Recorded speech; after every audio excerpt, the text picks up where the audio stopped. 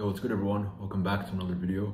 And today I'm going to be talking about things you can do after you've done appointment setting. Things you can do after high ticket closing. We'll focus more on appointment setting, but I really want to make this video because I want to drill into your guys' head that appointment setting is not the be all end all. This is not something that you have to stay in for the rest of your life, nor should you, because of a lot of different factors. We can go into that in another video. But with appointment setting, the main reason why is because there is a cap to it. Like as good as a business model, not business model, but as good of a way to make money it is, as good as it is, of all the pros that it has, like how much it's changed my life and how much it's changed our students' lives inside the program and so many more people, there is a cap to it. I'll have to be honest, right? It's gonna be very difficult for you to make 20, 30, even beyond that per month, 30K per month as an appointment setter. It's possible, but these are unicorn offers. It's very unicorn circumstances. So you're better off using the appointment setting experience and the cash flow that you got from it onto other bigger, better things if you want to make more money. Now, if you're comfortable doing 3 to 10K plus a month around there, that's fine. Stay in appointment setting for the rest of your business career if that's what you decide you want to do. But I'm sure you guys are very hungry. You guys want to make a lot more than just 10K plus a month, right? You want to run up a bag. So some different ways you can transition out of appointment setting. First of all, get into a closer position, become a high ticket closer. So let's say, you started appointment setting. Let's say you came in with no experience, no business knowledge. You learn a lot, you're making commission, you're making 3 to 10K a month. And then, it's good at first in the beginning. And then, you're kind of like, okay, this is cool, but I want more. So the next logical step and the most common step is transitioning to become a high ticket closer, where you're learning the more valuable skill, arguably. Like sales is the most important skill in the world. Sales, you're learning sales full time, you're actually getting in the trenches, you're getting in reps, and you're actually getting on the phone, and you're becoming a better salesperson, not just a better setter, right?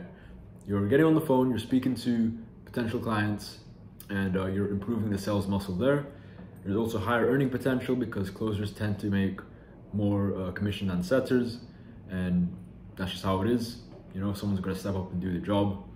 So you're making more commission and it leads to a lot more opportunities. As I said earlier, I think it's those two things really. It's you're learning the better skill, which will open up a lot more opportunities, a lot more doors for you down the line, and just really bring up your confidence in the business game. And you're going to make a ton more money, right? So the setting is not where you should be completely unless you want to, right? But there are closers out there that are making 10, 20, 30, even 30K plus a month from closing for another company. And why I say it's the most logical and the most common step after appointment setting is because the company, if you've been producing results, if you've been doing well for them, and you really are what you say you're about, then they're gonna have no problem promoting you to become a closer and actually getting on the phone this time and closing the deals yourself, right?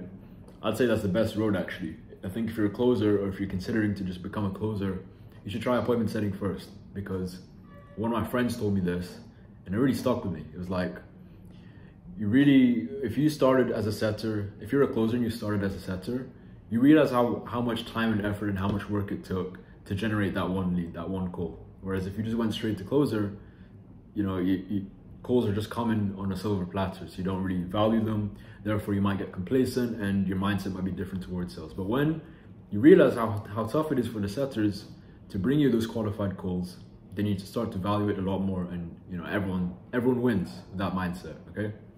So after appointment setting, get into high ticket sales. It's completely fine.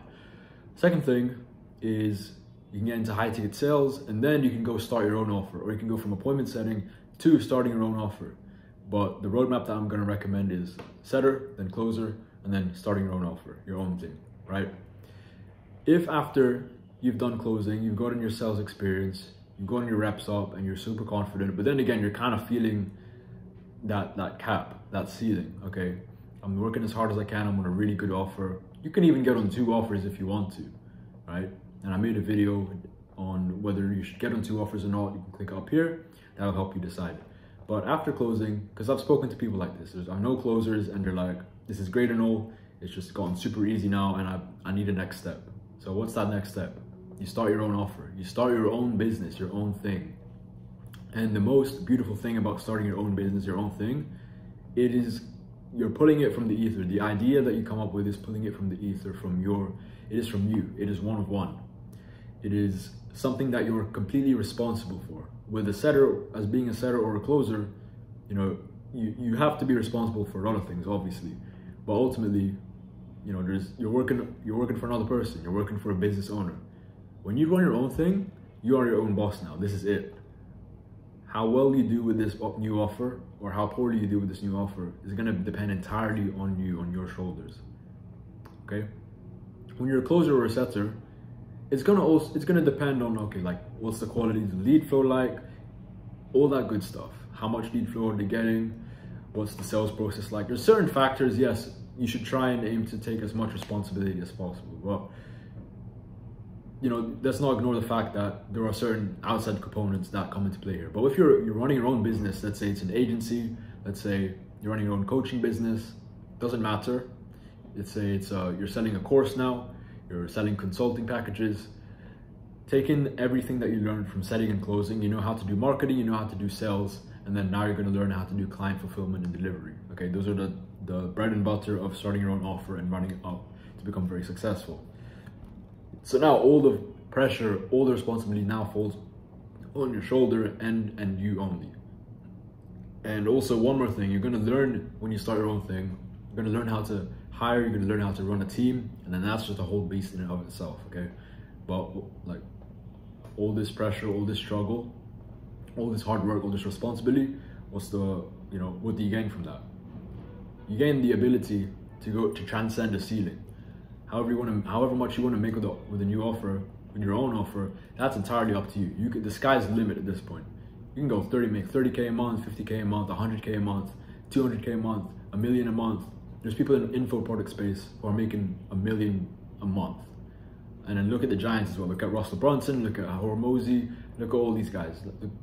The amount of money that they make selling information is, you know, it can't be described sometimes. So those are your options. Get into closing, get into setting if you have no experience. If you had past experience, let's say you worked in corporate sales, then you may be able to get into a solid sales position straight away. But let's say you don't, get into setting, get into closing, start your own business. And then I'd say the last avenue you can take after this is, maybe it doesn't have to be, around starting your own offer. Let's say this whole time you just wanted to use, because I know a couple people like this, I know a lot of people like this, like people get into setting to learn first and foremost. Like obviously they make money, but they also just want to learn the skills and they want to get stuck in and actually learn basically. And then they'll use that cash flow to fund, and this is going to bring me on to my fourth point. They're going to use it to fund like investments, for example, or their passion project, whatever you want to call it. So it could be, maybe it's not starting your own offer, starting your own agency, your own coaching business, your own consulting business. Maybe it's not the thing you want to do. Maybe this whole time you wanted to get into real estate. Let's say this whole time you wanted to get into Bitcoin. I don't know. But the one that I get a lot when I hop on calls with people is they're like, oh, I just want to get into setting, run up the cash flow. I want to get as much cash as possible, and then I can deploy that. Like when I ask them, like what sort of difference would that make? Oh, okay. It's like, now I can use that cash flow to fund my real estate ventures. So maybe some of you guys, you want to get into real estate, you want to get into investments. That's completely fine, but you need cash to do that. You want to get into trading, I don't know. So that could be your other avenue. Let's say that's something that you've been wanting to do the whole time, or let's say that's just the option you want to go with. That's completely fine, but you need cash to do that. So how do you make cash? Learn the skills, get into appointment setting, then into high ticket sales, get into something that will produce cash flow business, okay?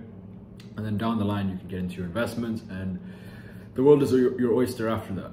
So yeah, there's a lot of different things. This is what I like about appointment setting and high ticket sales, is you're not married to it. And there's a lot of different avenues you can go down. You're not forced. Nothing is forced down your throat. You can choose your fate, your destiny. You can pretty much choose how you want to go about it. But just focus on getting the cash first if you're in the beginning stages, and then the rest will unfold. Okay, so I hope you enjoyed this video. Make sure you like, comment, subscribe if you're new to the channel. You can even start your own personal brand like me. That's the fifth and final point that just came up. I think this whole time, arguably, you should be starting your own personal brand. You should be documenting the journey from the ground up. So this is something you can look back on 5-10 years from now And you know, you can also monetize your personal brand.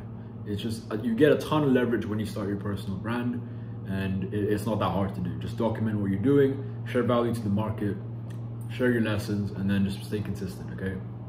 Pick a platform, YouTube, Instagram, Twitter, stay consistent and just, you know, just go at it. And you can build out on the side. That's more of a slow, long-term play, but it's gonna have massive upside and massive leverage down the line. When you're a personal brand, people are gonna be paying for you, they're gonna be paying attention to you, and you're not just some random who's hitting them up basically. So yeah, that's it guys. Hope you enjoyed that bonus avenue, that bonus point. Start your personal brand. Make sure you like, comment, subscribe if you're new to the channel, and I'll see you in the next one. Check out the links below, follow my Instagram for behind the scenes, and I'll see you in the next video.